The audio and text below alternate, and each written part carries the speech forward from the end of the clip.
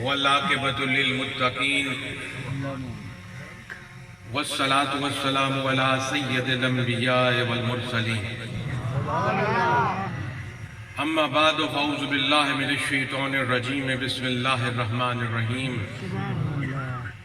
والتین والزیتون وطور سینین وہذا البلد الامین لقد خلقنا الانسان فی احسن تقویم صدق اللہ العظیم وصدق رسولہ النبی الکریم الامین ونحن علی ذلک لمن الشاہدین والشاکرین والحمدللہ رب العالمین۔ محترم بزرگوں اور بھائیوں، مسلمان بھائیوں، پیر بھائیوں، سب سے پہلے میں ایک گزارش کرنا چاہوں گا اس میلاد والی کمیٹی کی۔ انہوں نے یہ میلاد منعقد کیا ہے، بہت خوبصورت انتظام کیا ہے۔ اللہ ان کی محبت میں اور اضافہ فرمائے کہ انہوں نے ایک محفل سجانے کے لیے تگ و دو کی تاکہ لوگ اس میں بیٹھ کر اللہ اور اس کے رسول کا کلام سن سکیں اور اپنا محاسبہ کر کے صراط مستقیم پر چلنے کا عہد کر سکیں، کہ ایسی موقع فراہم کیا ایسی محفل میں ہمیں بیٹھنے کا اور سننے سنانے کا۔ اور اسی حساب سے میں ان سے یہ گزارش کروں گا کہ انہوں نے اشتہار چھپوائے اور جگہ جگہ پر لگوائے اس محفل کے۔ یہ پیچھے لگا ہوا اشتہار ہے، بہت خوبصورت لگ رہا ہے، پیارا لگ رہا ہے، لیکن انہوں نے ان اشتہاروں کو چھوٹے سائزوں میں بھی جگہ جگہ پر لگایا اور چھپوایا۔ میں نے فون کر کے بھی پتہ کروایا تو انہوں نے ہم سے اجازت لیے بغیر وہ تصویریں اس کے اوپر بنوائی۔ میرے بھائیوں، میں ایسے پیر کا مرید ہوں، ہمیں شریعت اور طریقت دونوں دربار سے سکھائی جاتی ہے۔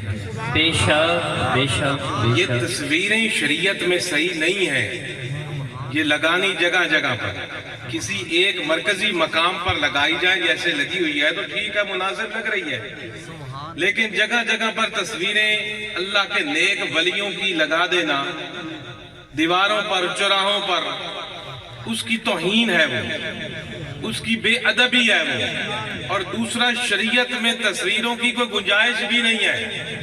یہ آج عجیب ایک رواج چلا ہے جس میں ہم مولوی اور پیر سب بہ گئے ہیں کہ جگہ جگہ تصویریں لگائی جاتی ہیں، اور جو محفل میلادوں پر جو اعتراض ہوتے ہیں دوسرے لوگ کرتے ہیں، ان میں یہ صف اول پر شامل ہے، یہ جگہ جگہ پر تصویریں، اور تصویروں والا اشتہار پھر مسجد کے دروازے پر، وہ اور بڑا گناہ ہے، مسجدوں کے دروازے پر یہ تصویریں لگانا۔ تو ان سے پرہیز کیا کیجیے۔ ہم ہمیشہ روکتے ہیں جہاں پروگرام دیں اس چیز کو کہ یہ شرعاً غلط چیز ہے۔ ولیوں کی بات، میرے بھائیوں، ایک بات آپ آیت مضمون کی طرف بعد میں آتا ہوں، پہلے عرض کی ہوئی تصویر کی بات آپ پر واضح ہو جائے گی کہ میں کیوں روک رہا ہوں کہ تصویریں نہیں ہونی چاہیے۔ رسول اللہ صلی اللہ علیہ وسلم سے پوچھا گیا کہ افضل آدمی کون ہے، سب سے اچھا اور افضل اور بندہ کون ہے؟ حضور نے فرمایا اس کی 3 خوبیاں ہوں گی، جس میں یہ 3 خصلتیں موجود ہوں وہ اللہ کی مخلوق میں سب سے اچھا ہے۔ وہ 3 خوبیاں کیا حضور نے بتائی؟ حضور نے فرمایا نمبر 1 وہ متقی ہوگا، نمبر 2 وہ سخی ہوگا، اور نمبر 3 وہ اپنے آپ کو لوگوں سے چھپاتا ہوگا۔ متقی کہ اللہ کا خوف والا ہو، سخی کہ اپنا رزق، اپنی جسم کی توانائیاں اللہ کے دین کے لیے صرف کرنے والا ہو، اور نمبر 3 اپنے آپ کو چھپاتا ہو کہ لوگوں میں نمود و نمائش بن کر ظاہر نہ کرتا ہو، بت بن کر نہ بیٹھتا ہو۔ نمائش اور بت بننا اس نے اسلام نے ممنوع کیا ہے۔ میں آپ کے سامنے بیٹھا ہوں، میں اللہ کے ولیوں کی پاؤں کی خاک نہیں ہوں، میں ولیوں کی بات کر رہا ہوں۔ یہ ولی اپنے آپ کو لوگوں سے چھپاتے ہیں۔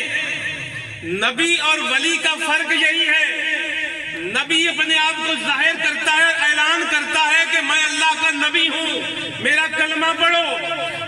ولی اپنا اعلان نہیں کرتا کہ میں اللہ کا ولی ہوں، وہ کہتا ہے میں کچھ نہیں ہوں، اس کا اعلان اللہ عرشوں پر کرتا ہے۔ نبی اپنی نبوت کا اعلان لوگوں میں کرتا ہے، ولی اپنی ولایت کا اعلان لوگوں میں نہیں کرتا۔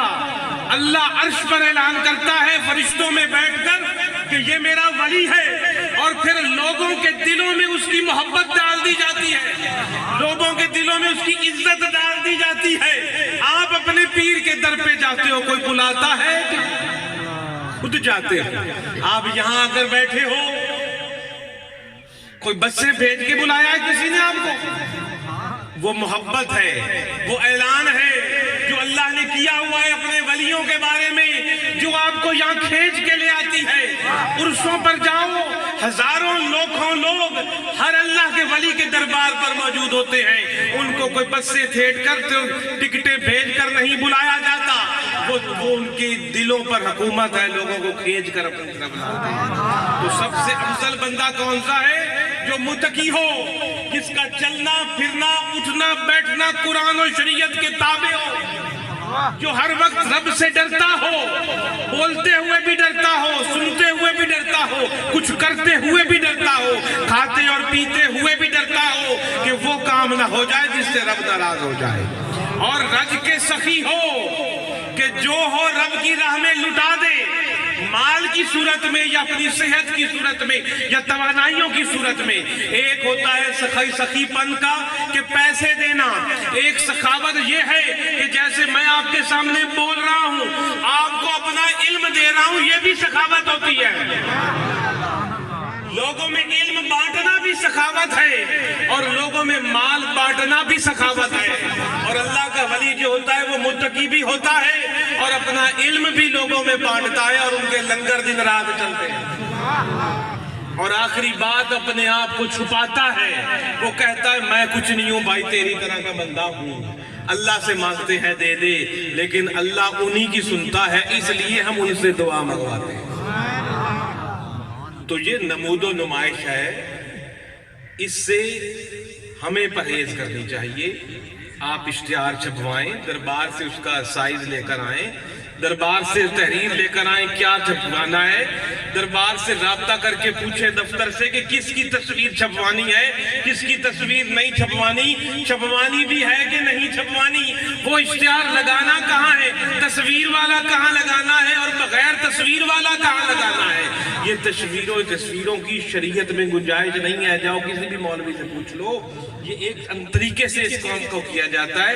یہ اس میں ہم پیر بھی بہ گئے ہیں، اس چیز میں علماء بھی توجہ نہیں دے رہے، اور نعت خان بھی توجہ نہیں دے رہے، یہ شریعت کے خلاف چیز ہے۔ اللہ ہم سب کو شریعت پر چلنے کی توفیق عطا فرمائے، کیونکہ جس کی یہ محفل سجی ہے وہ شریعت ہی ہمیں دے کے گیا تھا، اور جس نے شریعت کو سنبھال لیا اس سے بڑا عاشق رسول کوئی نہیں، اس سے بڑا محبت رسول کرنے والا کوئی نہیں۔ جو شریعت کو نہ سنبھال سکا اس سے بڑا بدبخت کوئی نہیں۔ اللہ ہمیں بدبختی سے نکالے، شریعت والے کی شریعت کو سمجھنے کی، اپنانے کی، اس پر عمل کرنے کی، اور لوگوں کو اس پر عمل کروانا سکھانے کی توفیق عطا فرمائے۔ تو میرے بھائیوں،